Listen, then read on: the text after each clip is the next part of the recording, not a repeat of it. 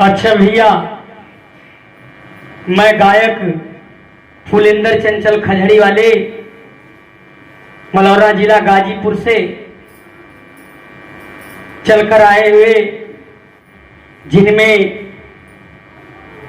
विशेष सहयोग हमारे बड़े भैया राजकुमार विश्वकर्मा जी इटहा अनौनी गाजीपुर से,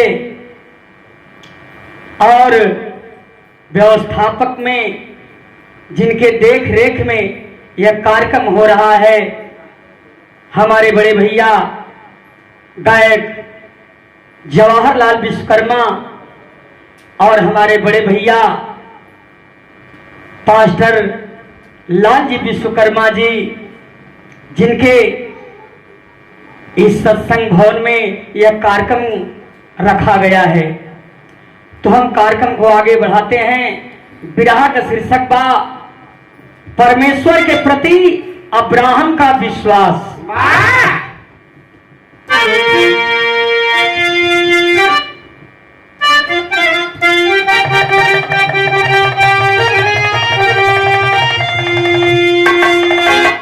विश्वासी अब्राहम रहा महान,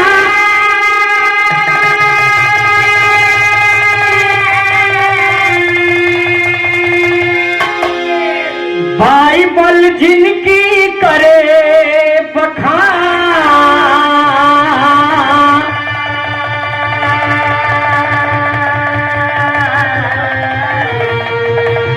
प्रभु जी दर्शन दिहले आगे कै सुना बयान।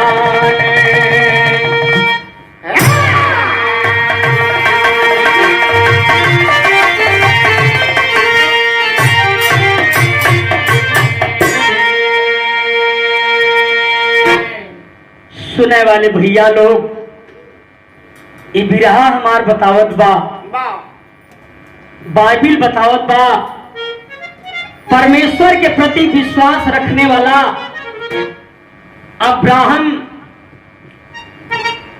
परमेश्वर के कहना के अनुसार चलने वाला इंसान और भगत था परमेश्वर का।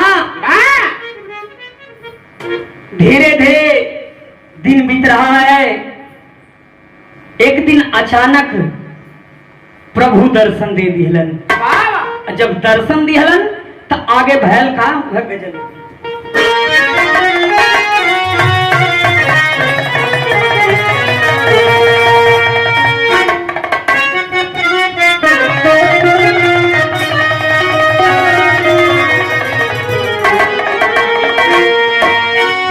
अरे ऐसे कैसे हो जाए,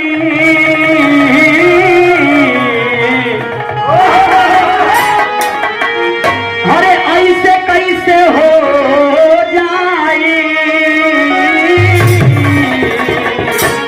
मोहब्बत के सौदा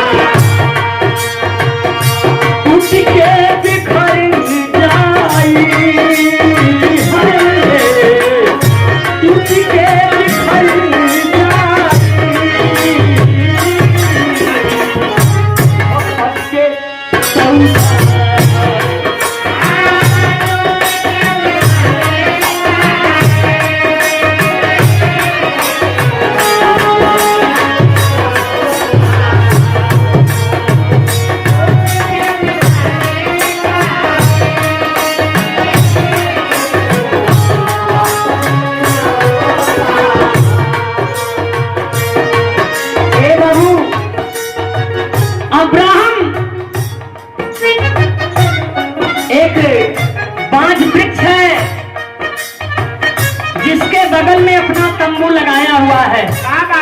उसी तंबू से देख रहा था, तंबू में से देख रहा था तब तक स्वर्गदूत वही रास्ता पकड़ करके जा रहे हैं और जब पहचान गया तो स्वर्गदूत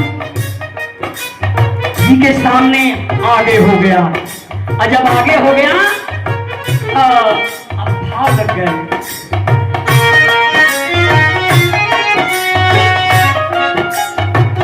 स्वर्गदूत जात रहले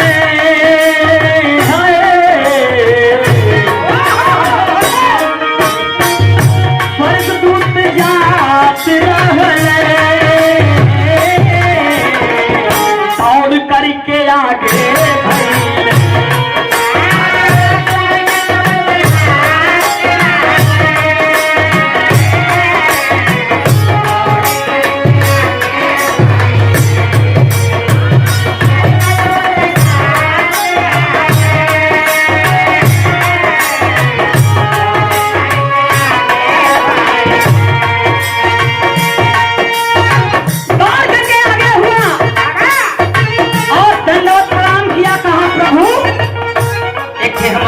मान लेंगे।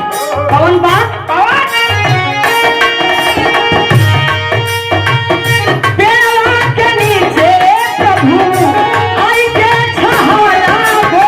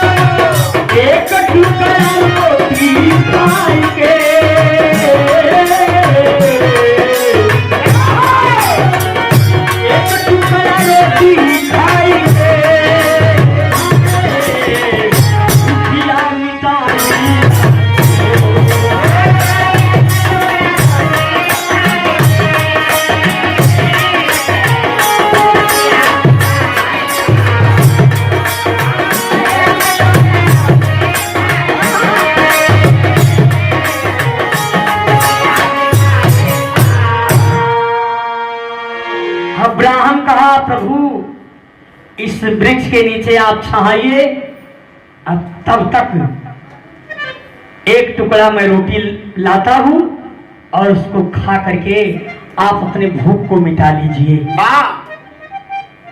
अब देखें आगे होता बात।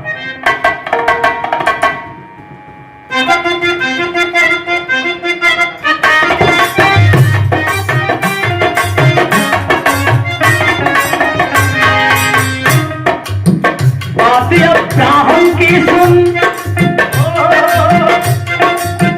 बात, अब्राहम की सुन स्वर्गदूत जान गए भगत के दिल में क्या है, स्वर्गदूत मान गए।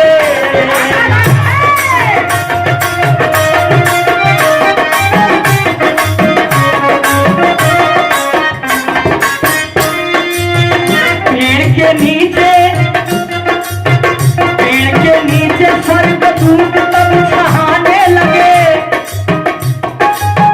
अब्राहम तब में जा सारा से बताने लगे।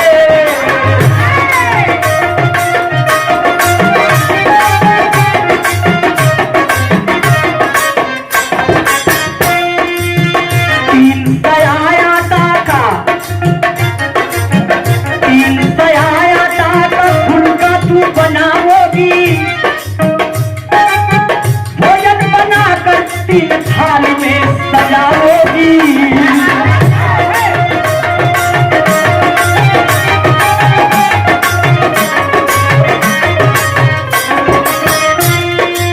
पशुओं के झुंड से एक में बना सुंदर लाया है,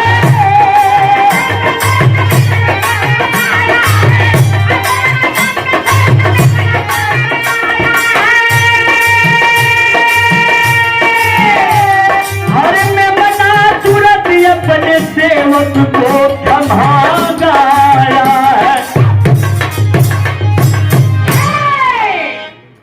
ए भैया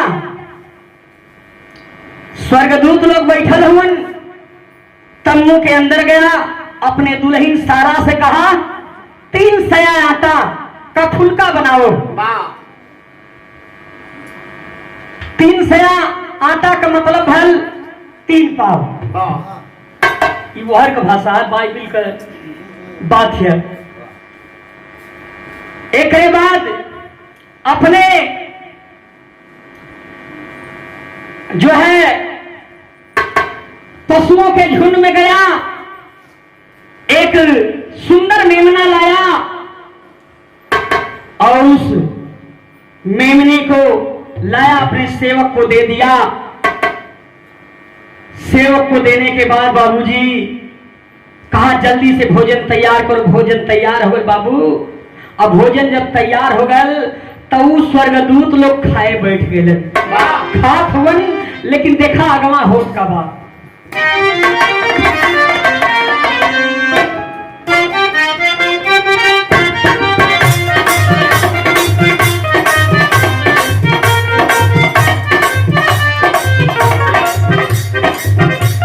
वह गीत का लाइन है, ए हमर सोनावा करा जनी खोनावा,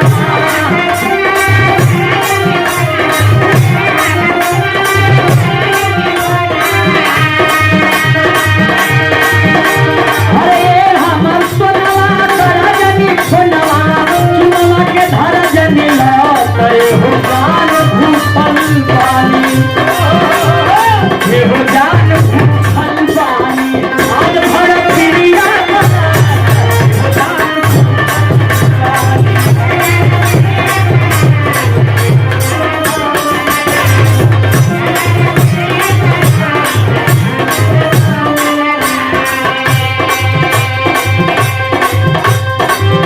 गीत रहा पंचो, लेकिन विरहा में कवि जी भाव लिखत हुए कितना सुंदर भाव।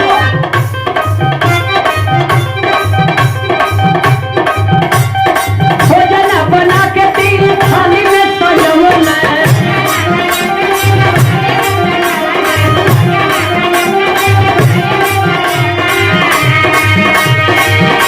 अरे भोजन बना के 3 थाली में सजवले, सामने कोई दिहल पकवान, स्वर्गदूत आए जब लगन, अरे स्वर्गदूत आए जब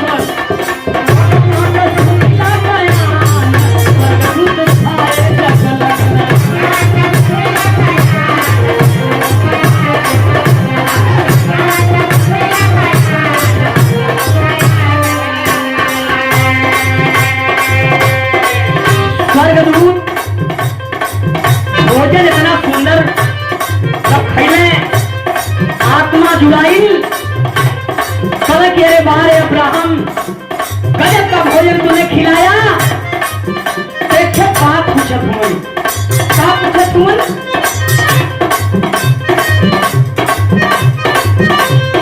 तब स्वर्गदूत बोले सारा तोहर कहमा बारी हो,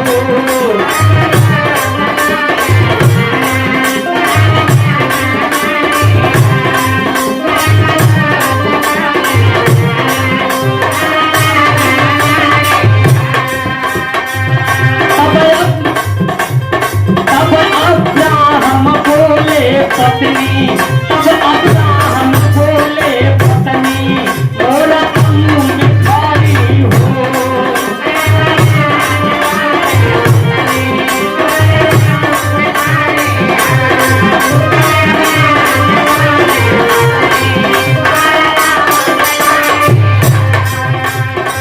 स्वर्गदूत कहन कि तुहार दुल्हन सारा कहाँ है? अब्राहम कहा कि मेरी दुल्हन, मेरी पत्नी सारा तम्बू में खड़ी है पीछे। तो कहना एक बात सुना, कौन बात कहना? ऋतु बसंत आई आई तोहरे घरवा,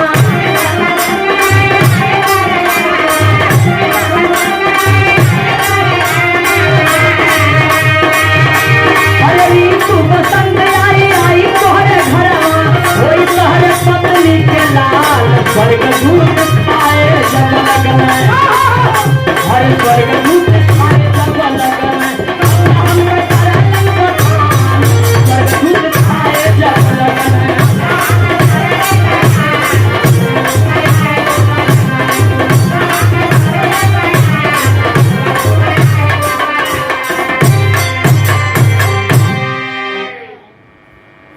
कुल बात तो ठीक है, लेकिन ए बाबू, वह स्वर्गदूत कहलन कि बसंत ऋतु जब आएगा तो तुम्हारे घर फिर आएंगे। काहे से कि हम आशीर्वाद देते ही तोहरे पत्नी के लड़का पैदा हुई। अब देखा जेके स्वर्गदूत लोग आशीर्वाद देत हुआ कि लड़का पैदा हुई। दुल्हनिया का उम्र 85 से ऊपर में बा, अब मर्द का उम्र है 90। अब आप लोग तर्क लगा ला तो सारा वही तमोआ में से सुनत है हंसे लगल, हंसे लगल तो यहाँ गीत लग गई।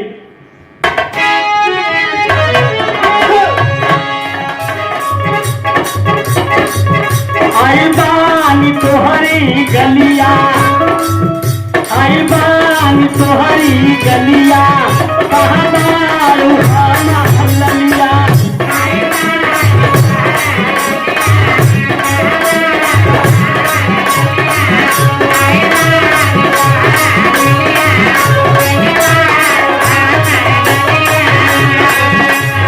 अच्छा तो ये गीत रहा,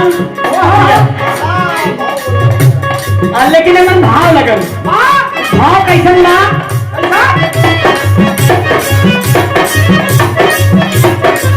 उम्र बान पे कैसलिया, बिगड़ल बोलो हलिया।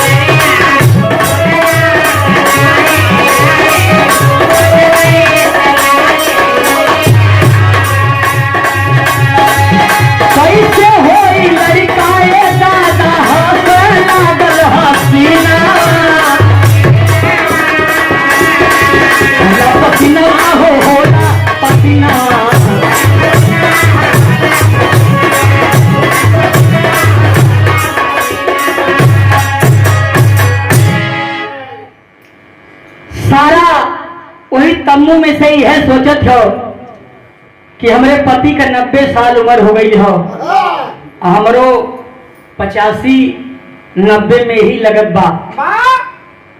आई लोग आशीर्वाद देत हो कि तुम्हें बच्चा पैदा होगा। यह बतिया सोच के सारा मनवे में हंस देलस। जब हंस देलस बाबू, तब स्वर्गदूत जान गए और सारा से पूछते हैं,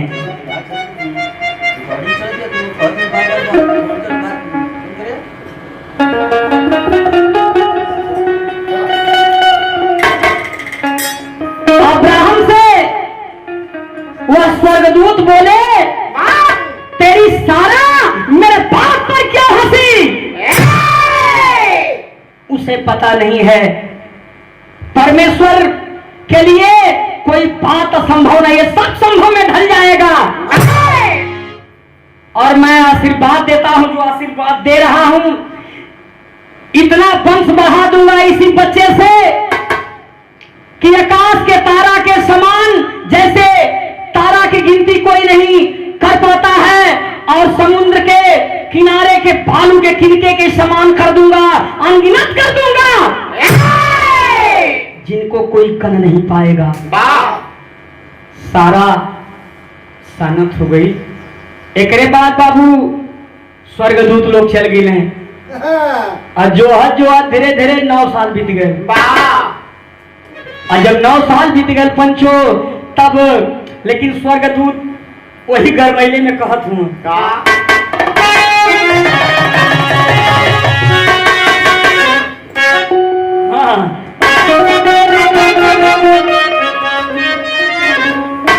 हर बारी उम्र को मर लचकनिया,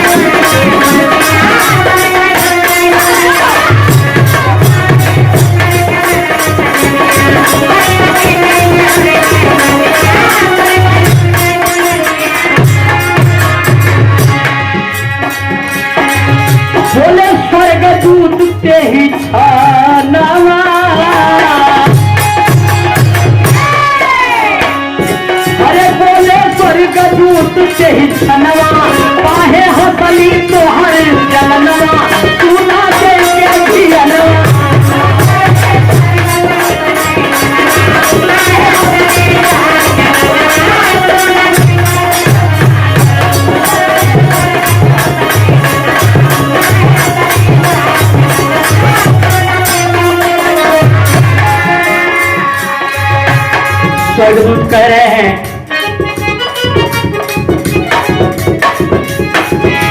अरे यही से अरे पंच तहार चलई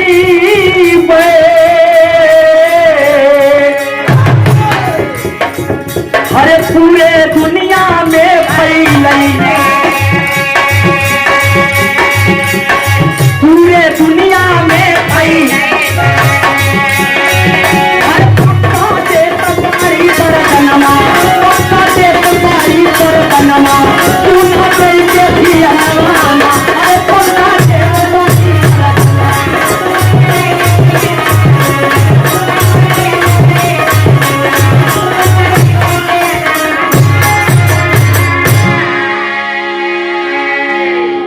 ए भैया, अब देखें स्वर्गदूत आशीर्वाद दे देते हैं और दे करके चले गए। और जब चल गए धीरे धीरे कुछ दिन बीत गए तो आगे होत का बा।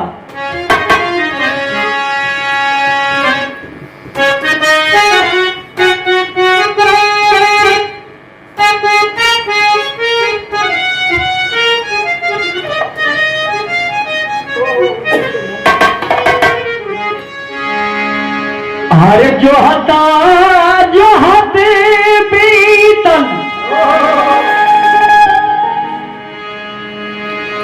अरे 9 साल बीती गईले,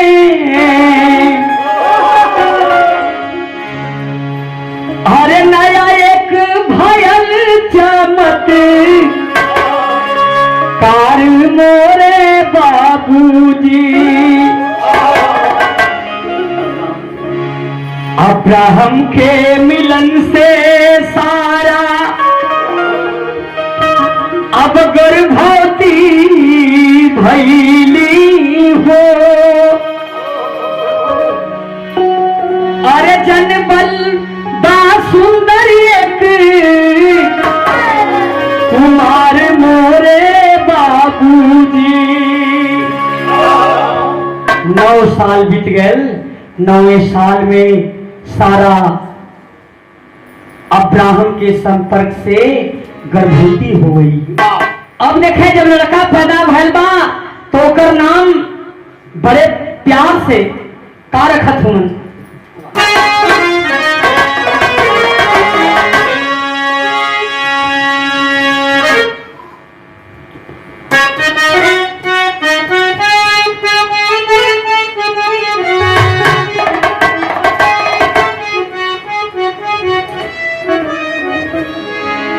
अरे अब्राहम के जन्म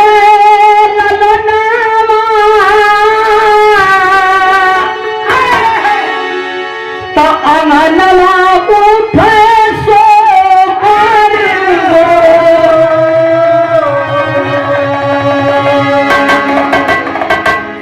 अरे ललना आना धन लुटावे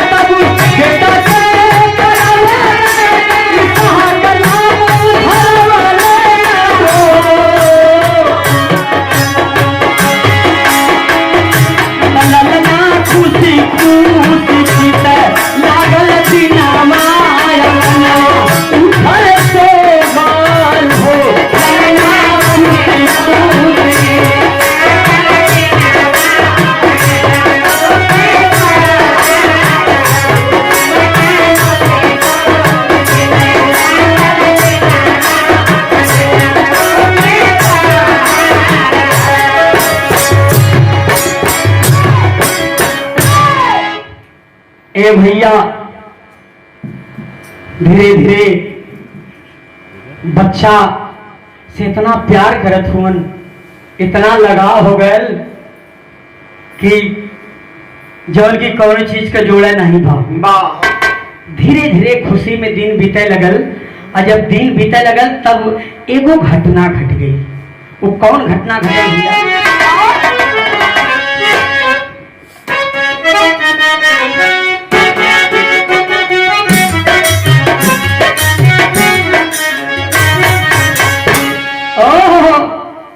ये देखा पहले जब बारात उरात जब अब खिंचा हाथ रहा उसमें तभी गीत गवाए पहले जमाने में जी।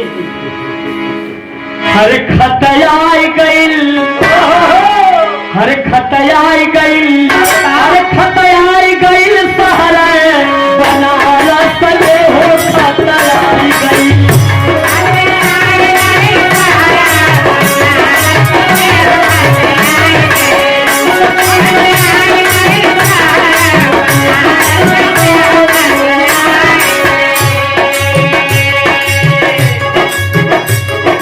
खुशी खुशी दिन खुशी खुशी जीते लगल भैया हो, दिन खुशी खुशी।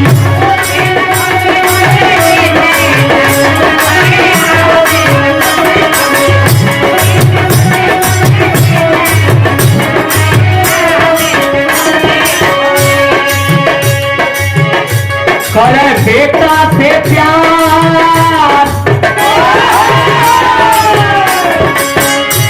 करे बेटा से प्यार खूब देले दुलार। घटना घट गईली, घटना घट गईली, भैया घटना घट गईली।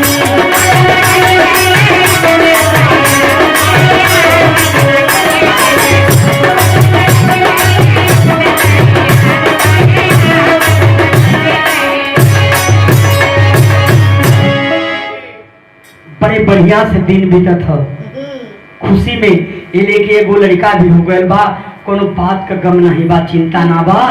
एक दिन अचानक ये घटना उनके जीवन में अब्राहम के घटल। रात का बेला बा, परमेश्वर की ओर से एक स्वप्न आया। कैसा स्वप्न था?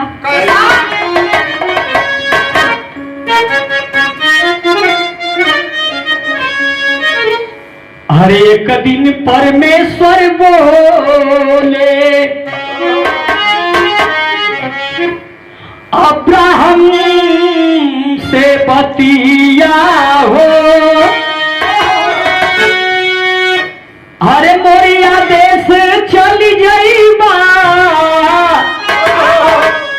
लियाई मोरे बेटावा। जवने ललनवा के अरे प्यार ज्यादा करेला तू, अरे होम बलि देवा तू,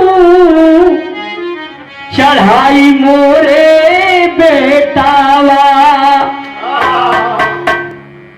आप लोग सोचा सबके उखी पतई होली, जेकरे पास एक बेटवा हो और वो परमेश्वर आशीर्वाद देले हुवन कि यही बेटवा से इतना वंश बढ़ाई कि आकाश के तारागढ़ के समान और समुद्र के किनारे के बालू के किनका के समान मैं गिनती अनगिनत कर दूंगा। आज वही के परमेश्वर हमके कहत हुवन मोरिया देश में जाओ बेटा, तुम इसका होम बलि कर दो। लेकिन अब्राहम कहा प्रभु जब आपका आदेश आप पहले हुआ आप का आदेश है तो पूरा हम करबा करब, लेकिन प्रभु एक बात हमके बताओ, मोरिया देश हम चल जाए, लेकिन प्रभु ये बचुआ के आखिर में मोरिया देश में कहाँ होम बलि करब? कहा कि बेटा तू भोर की बेला में सुबह की बेला में तैयारी कर ले, जब वहां पहुंचना जब वो जगह आएगी मैं स्वयं तुम्हें बता दूंगा। चल दिया भैया, यहाँ लाइन बदल गई।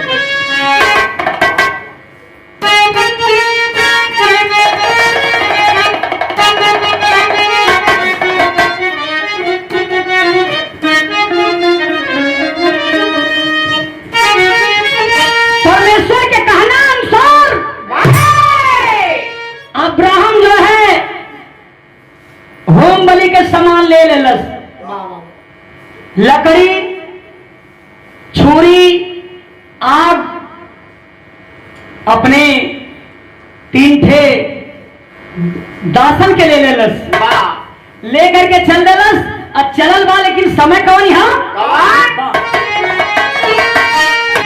और सांस मारे तलावा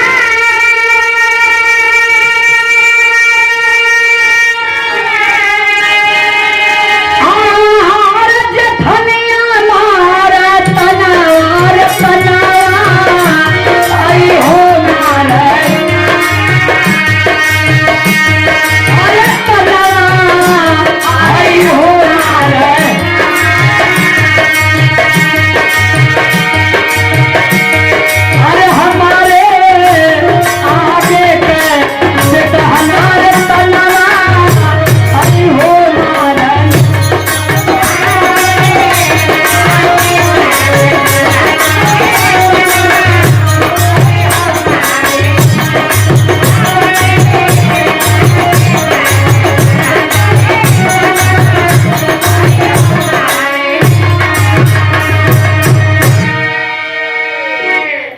ए बाबू, दोनों बाप और बेटा यानी इसहाक और सब समान अब दास भी 3-4 ठे हुआ। अब चल देले हुआ तब आगे होत कहा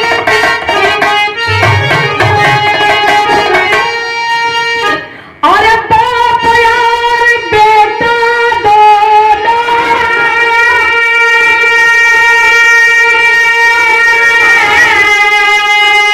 और कैले ताई अरिया थोड़ा अरिया रहलिया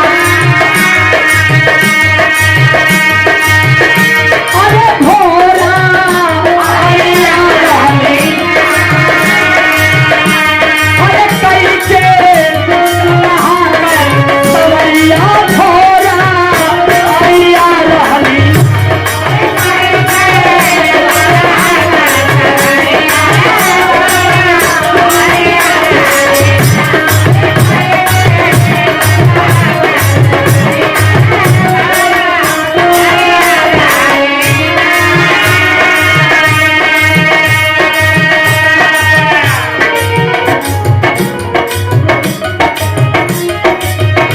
ए भैया देखे दोनों बाप बेटा चलल हुआ आगे हो का बा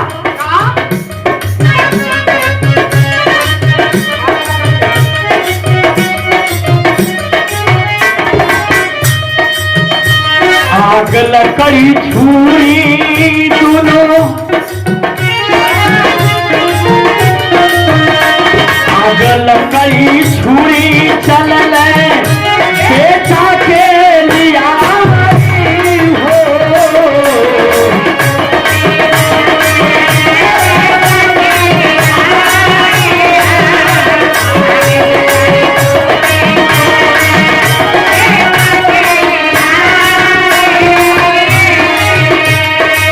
आग लकड़ी छुरी चलने बेटा के लिए आई। कुछ दूर गई ना पहाड़ आ चुकल हो लड़कवा इसहाक कलश की बाबू तो तमनिया हो लेकिन होम वाली सामान कहाँ हो। ए बाबू अब्राहम के बात नहीं होती हो बहकाओ था कि चलो बेटा ये व्यवस्था वही मिली क्या कहला ये मना कहाँ हो बाबू हम तेरा बताई हो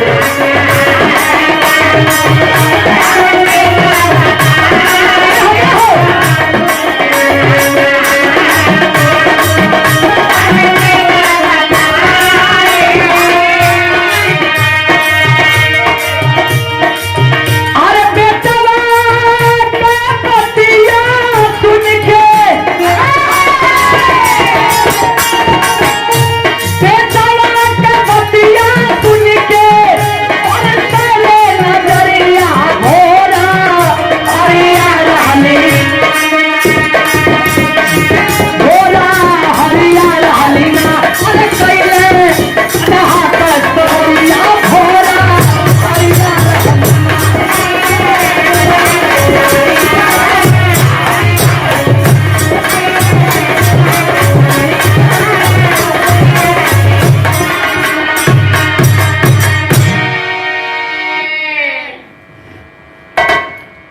अब्राहम कल के बेटा मेमना वहीं मिली जहां परमेश्वर कहले हुआ वहां जुआर हो जाई, खाली चला तू।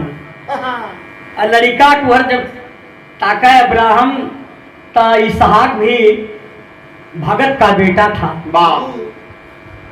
एक विश्वासी का बेटा था। समझ गया उस पहाड़ के करीब जब पहुंचते हैं परमेश्वर ने बताया बेटा इसी पर, तो अपने जो दास संगे गए ललन उन्होंने के कल के जब खड़ा रहा अब हम परमेश्वर के दंडवत प्रणाम करके आवत है तो उन्होंने एक आराम करा तनी ए भैया। अब देखें लेकिन बेटवा के लेके चलल है चल, लेकिन बात नहीं हुआ थी, देरी लग गई।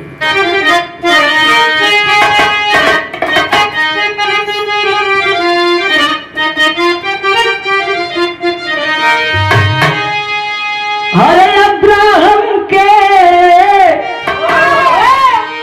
नाया बतिया, अरे सुन के लाल का बतिया फाटा लगन खतिया खतिया।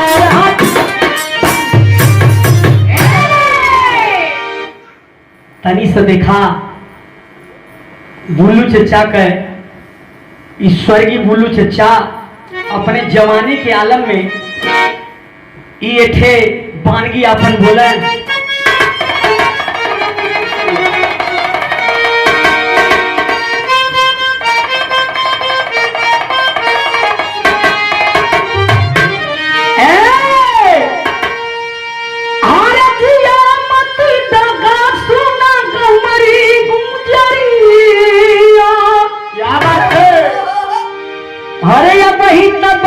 तोरी काची रे उमरिया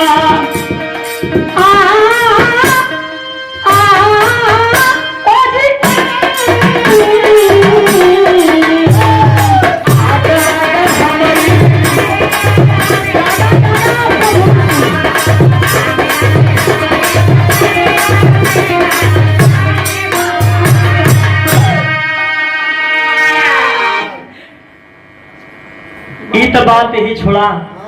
अब तनी सा भी आवा झूमर छंद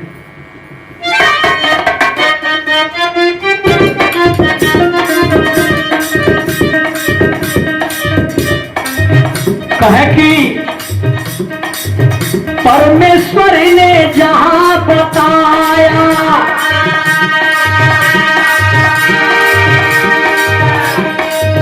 ठीक स्थान पर पहुंचा जाता है।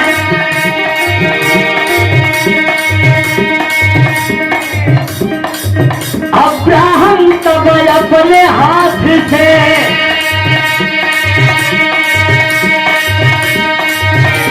अब सुंदर बेदी लिया बना,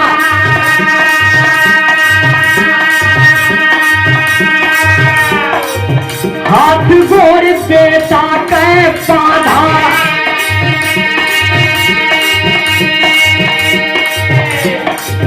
बेदी ऊपर दिया सुता,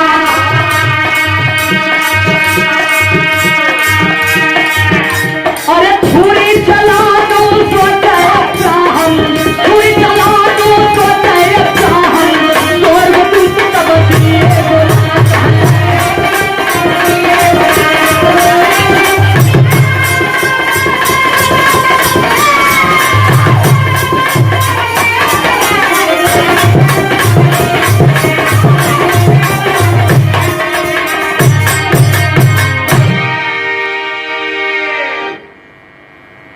पहुंच करके बेदी बनाया अपने हाथ से और अपने उस बेदी पर अपने बेटा इसहाक का हाथ गुड़ बांध करके सुला दिया।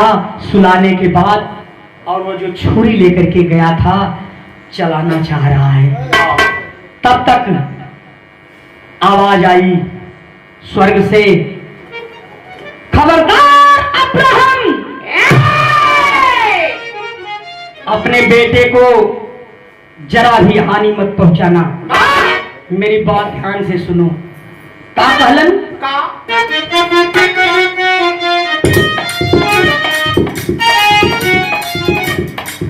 हम गावनवा नहीं जो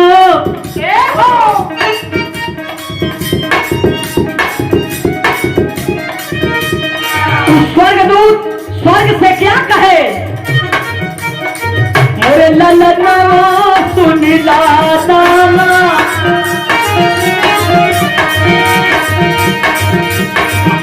अरे मोरे ललनवा सुनिला नामा,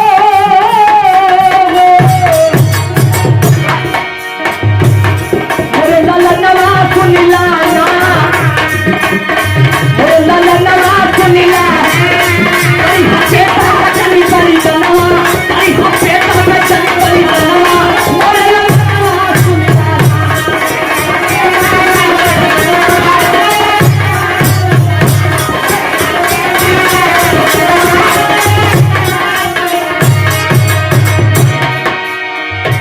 कल की बस बस बेटा बस,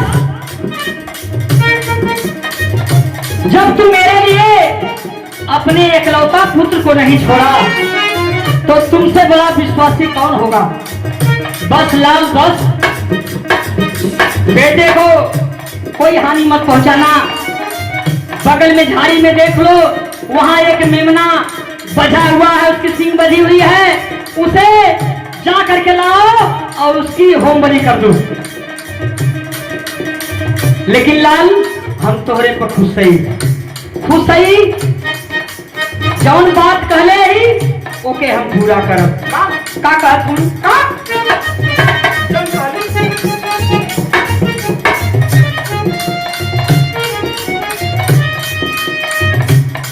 जवन कहली कई के देखौला,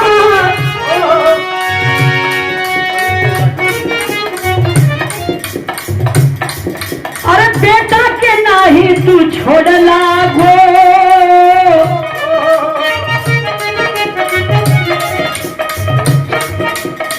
ध्यान से सुनिला हमरो बतिया गाला, हमरो बात तू मन लागो, मोरे ललनवा सुनिला, मोरे ललनवा सुनिला, पक्का दे तबारी बरदनवा, पक्का दे तबारी बरदनवा, मोरे ललनवा सुनिला।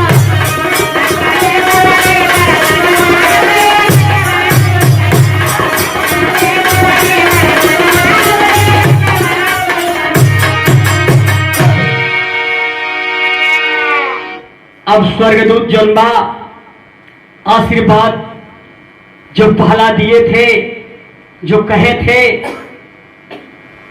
कि आकाश के तारागण के समान अनगिनत कर दूंगा और समुद्र के किनारे के बालू के किनके के समान कर दूंगा, इनकी कोई गिनती नहीं कर पाएगा।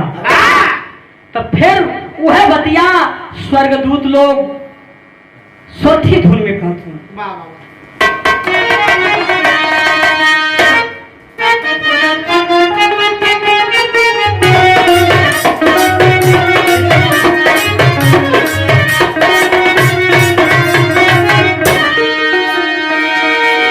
लेकिन ये वो समय का बात है, राजा खेखरमल के दरबार लगल ढुकू भैया।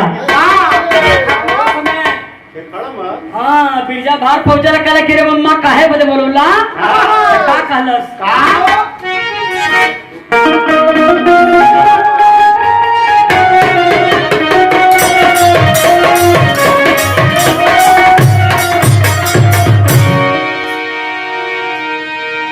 यह कहलस, हर कौने करनवा हे मामा गमरा के बोला वाला रे,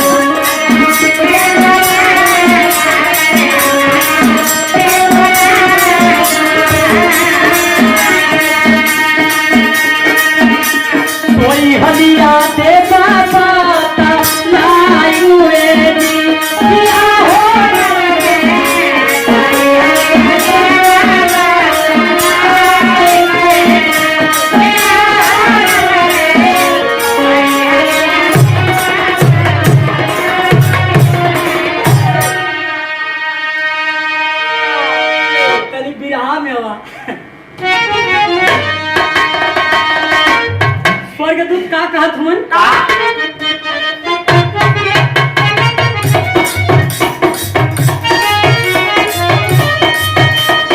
स्वर्गदूत कहले वचन बाधा होई गई वचन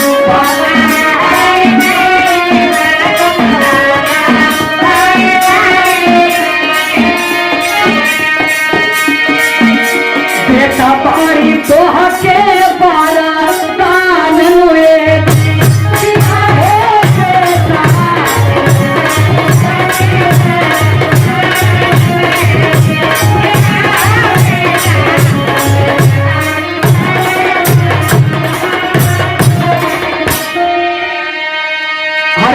सज तुहारा खूब भाली भूल बेटा रे भाली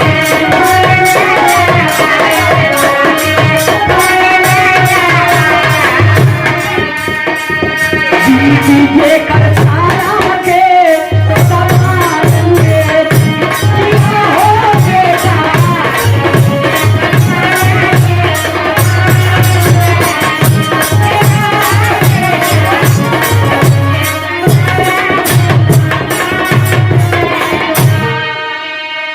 समुंदर के तीरे वाला किनका के सालाना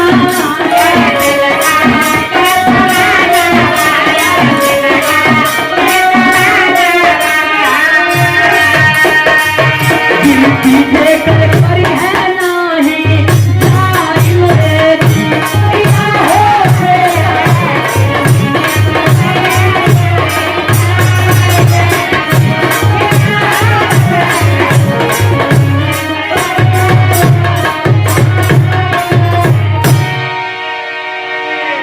कहलन की जवन ओ वृक्ष बाज वृक्ष के नीचे वरदान देले रही वह आज भी दोहरावत है। आई है बात सत रही बेटा तो से हम वचनबद्ध हो गई कह करके स्वर्गदूत उस मेमना को बताते हैं। अब देखें आगे होत का बा आल्हा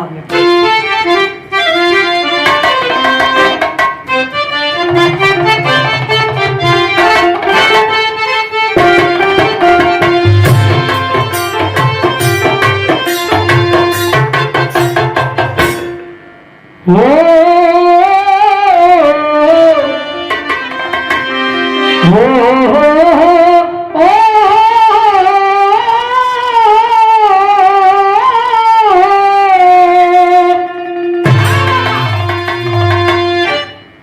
हर जितना तो हर बेटा बेटी और सब पे परी है भारी बेटा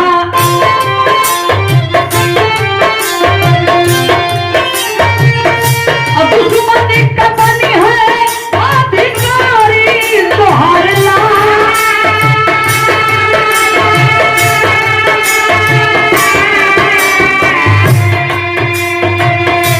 जितना तो हरी नर नारी तुम्हारी धनिया बनई है बेटा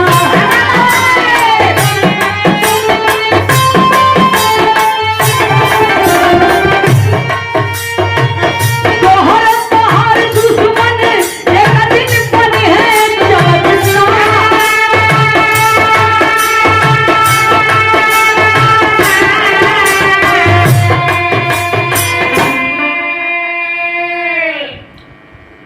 आशीर्वाद देते हैं। आशीर्वाद देने के बाद अब एक बात स्वर्गदूत कलन के रे बेटा तू तो धन्य हो गया और तेरी भक्ति पर मैं भी धन्य हो गया। तो तुरंत अब्राहम जो है उस झाड़ी से मेमना को लाता है।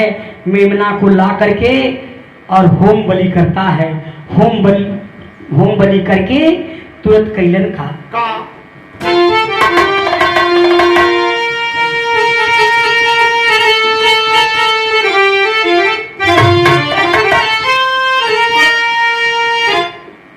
धन्यवाद अब्राहम धन्य तुहार सेवकाई हो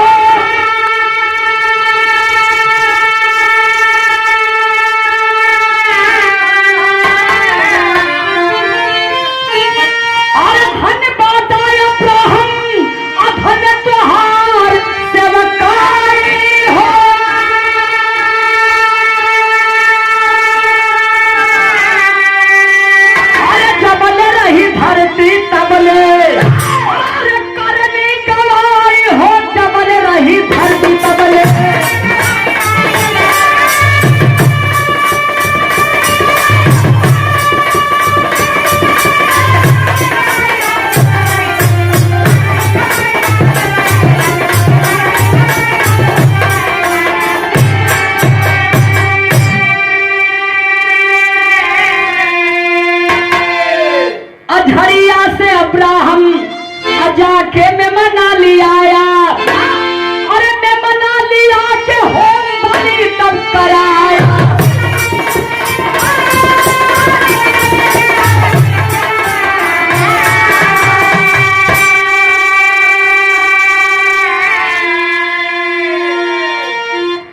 नमक पहाड़ कईले गईले तब धराई हो।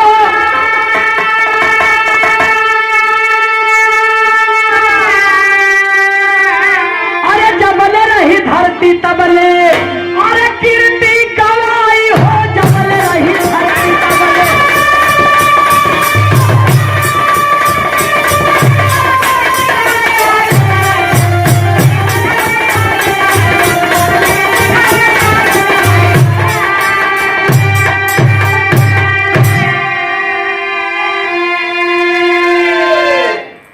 जिस पहाड़ पर वह मेमना का जुआर हुआ उस पहाड़ का नाम ईरे रखा गया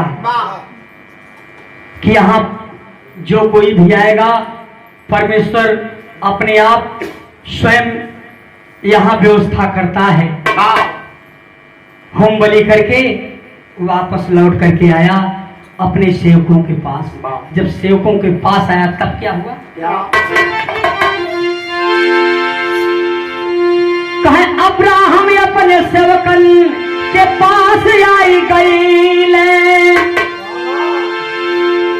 अब बेसरवा में खुशी खुशी जीवन बितावा।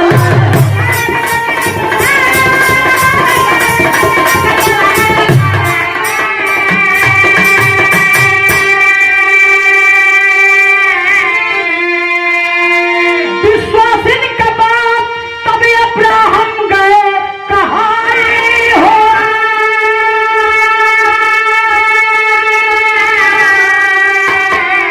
अरे जबले रही धरती तबले अरे कीर्ति गवाई हो। जबले रही धरती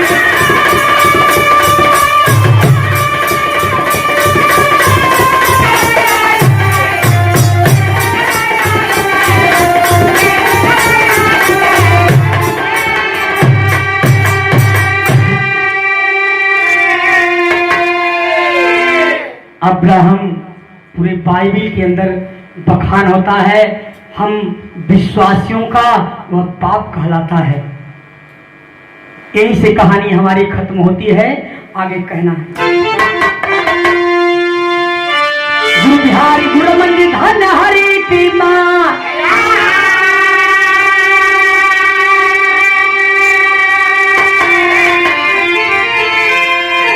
श्री द्वारका राणा कभी राजा बाबू पर छाया।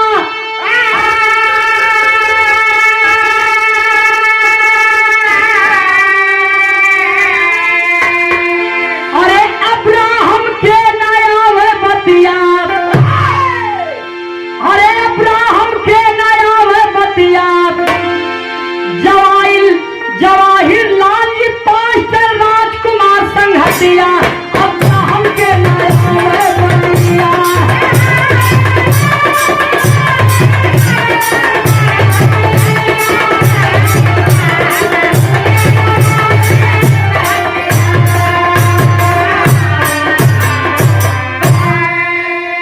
इस वीडियो को लाइक करें, हमारे चैनल को सब्सक्राइब कर बेल आइकन जरूर प्रेस करें हमारी लेटेस्ट वीडियो सबसे पहले देखने के लिए।